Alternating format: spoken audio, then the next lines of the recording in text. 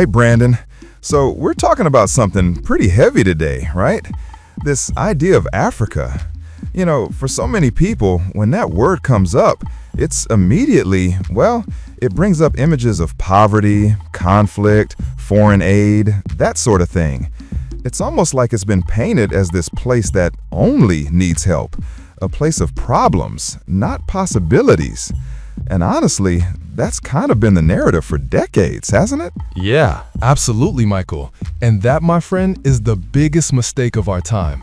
It's completely off the mark.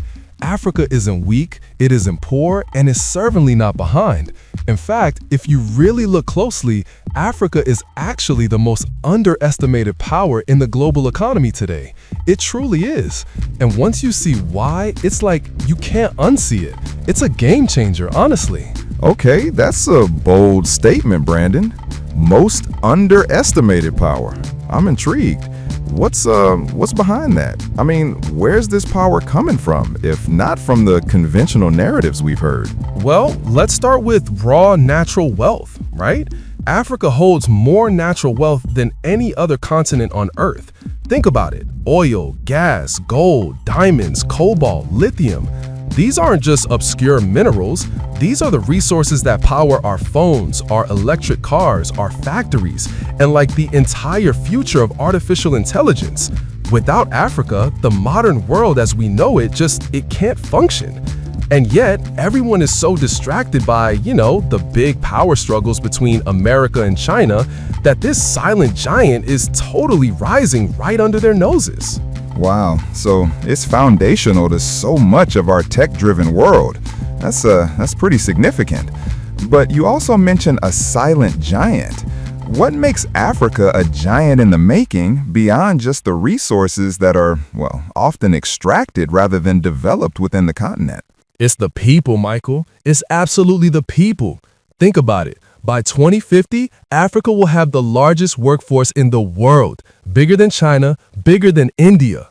More young people, more energy, more ambition than anywhere else on Earth. While Europe is aging, Japan is shrinking, America struggles with division, Africa is just growing. It's the youngest continent on the planet, with an average age under 20. Do you understand what that means for the future of labor, the future of markets, the future of innovation? It's all gonna come from Africa. That demographic shift is undeniably powerful. But let's talk about something else that's often overlooked: geography. How does Africa's position on the global map contribute to this underestimated power status you're describing? Oh, geography is huge. Africa isn't just rich in resources and youth, it's strategically placed. If you just look at the map for a second. Africa connects the Atlantic and the Indian Oceans. It's literally the bridge between Asia, Europe, and the Americas. The Suez Canal in Egypt alone carries 12% of global trade. East African ports are gateways to Asia, West African ports connect to Europe and the Americas. Africa is the crossroads of the future global economy. Whoever controls Africa's ports and trade routes controls the arteries of global commerce. It's pretty mind-blowing when you consider it, right? So, if Africa has all these resources, this young workforce, and this incredible geography, why isn't it already the global leader? What's been holding it back? Or rather, what's changing now that's making this silent giant emerge? The answer is simple, Michael, but it's hard to hear. For too long, others have exploited Africa instead of empowering it. Colonial powers stripped Africa of wealth, corporations extracted resources without building industries, politicians outside Africa used it as a pawn in their global games, and the world became comfortable thinking Africa would never rise. But here's the shift happening now. The game has changed. Africa is no longer waiting, and the world's biggest powers know it. That's why today there's a new silent competition, not in Europe, not in America, not even in Asia, but in Africa itself. So, are you saying that the traditional powers are waking up to this opportunity, or is it new players driving this change? And how is Africa, with its historical challenges, actually innovating and building its own future right now? It's a mix, but African ingenuity is definitely leading the way. Look at China. Through the Belt and Road Initiative, it's invested billions in African infrastructure, building railways in Kenya, ports in Djibouti, highways in Nigeria, energy projects in Ethiopia. These aren't acts of charity, these are investments for influence. China knows that by building Africa's roads, it builds Africa's loyalty. By controlling trade routes, it controls the flow of goods. And look at India. Indian companies are moving into Africa with pharmaceuticals, digital services, and tech. Why? Because they know Africa is the world's next big market. That's quite a geopolitical shift. But what about the actual innovation happening on the ground?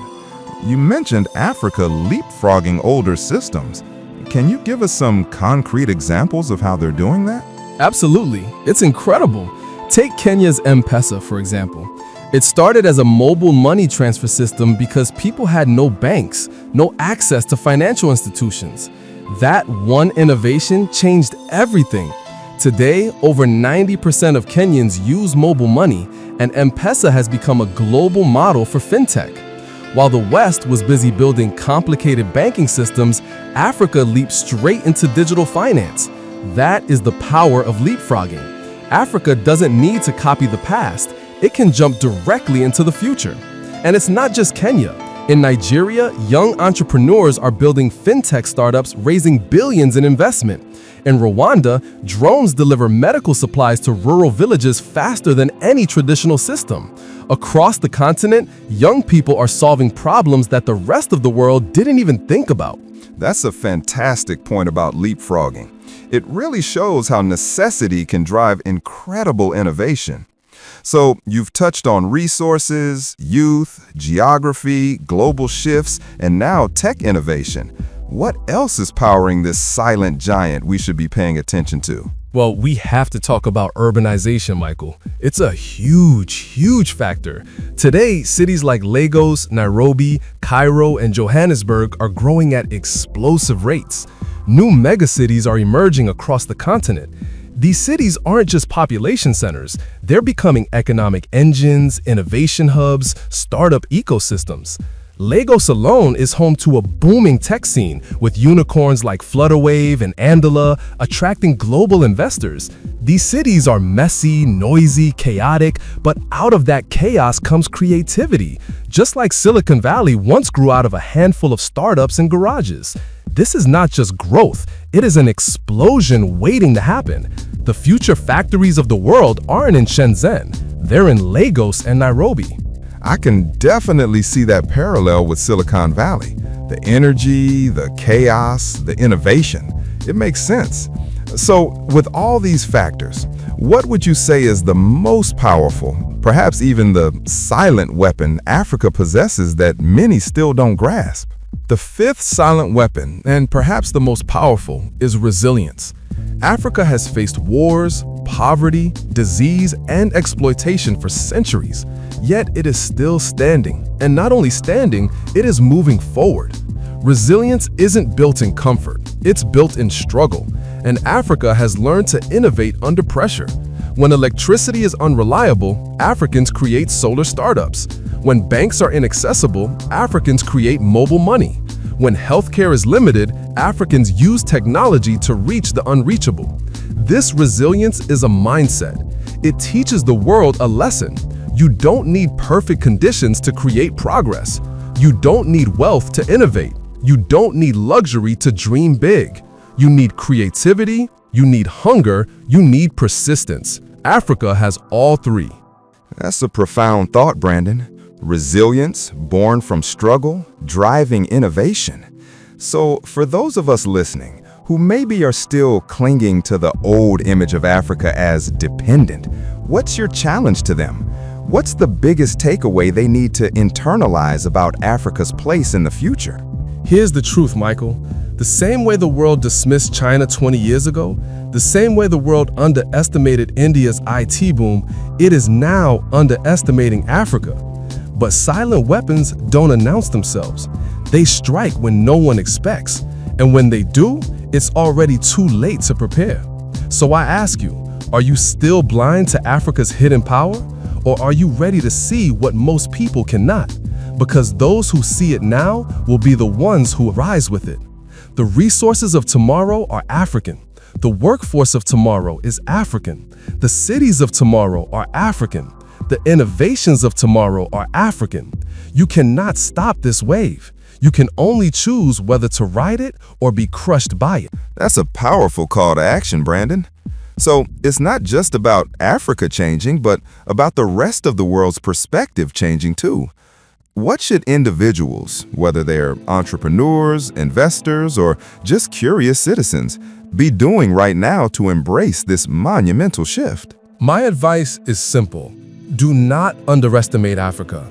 Do not make the mistake of laughing at it, because the laughter always ends when reality arrives. And when that day comes, those who dismissed Africa will regret it. Those who believed early will lead the new world.